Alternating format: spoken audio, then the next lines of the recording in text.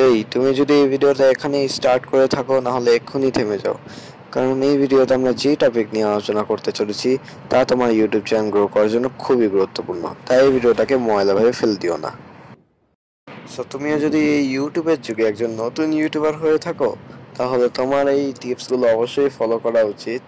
তুমি চাইলে পজ করে দেখে নিতে পারো, আর এখন চুপচাপ করে বসে থাকো, কারণ তুমি এখন যেতে চলেছ ইউটিউবের একটা নতুন যাত্রা, টার্গেট অ্যান্ড টিপস। তো এই টার্গেট অ্যান্ড টিপসের শুরুতে তোমার একটা মান্থলি টার্গেট থাকা উচিত যে তুমি এক মাসে 300 সাবস্ক্রাইবার অ্যাচিভ করবে। এই 300 সাবস্ক্রাইবার অ্যাচিভ করার আগে অবশ্যই তোমার লাইক আর সাবস্ক্রাইব করা উচিত।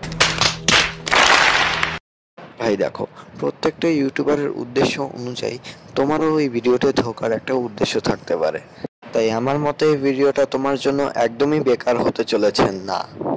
এখন তুমি যেহেতু ইউটিউবে একজন নতুন ইউটিউবার, সো তুমি যদি তোমার 300 সাবস্ক্রাইবার অ্যাচিভ করো এক মাসের মধ্যে, সেটাও তোমার জন্য অনেক বড় একটা অ্যাচিভ হবে।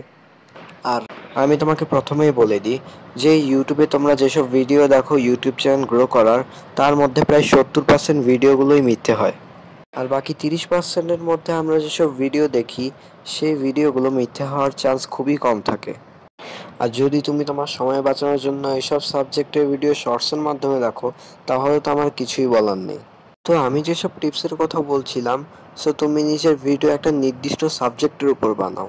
আমার মতো অনির্দিষ্ট সাবজেক্ট বা এলোমেলো সাবজেক্টের উপর ভিডিও বানালে তোমার ইউটিউব চ্যানেল কখনো গ্রো হবে না। এত কিছু করার পরেও যদি তোমার ইউটিউব চ্যানেল 3-4টে স্ট্রাইক খায় তাহলে আমার কিছুই করার নেই।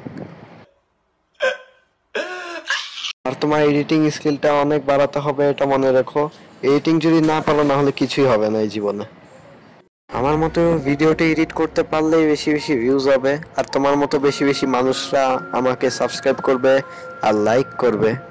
তো এখনের জন্য বাই বাই, দেখা হবে পরের ভিডিওতে। অবশ্যই লাইক আর সাবস্ক্রাইব করে যাও। Bye bye.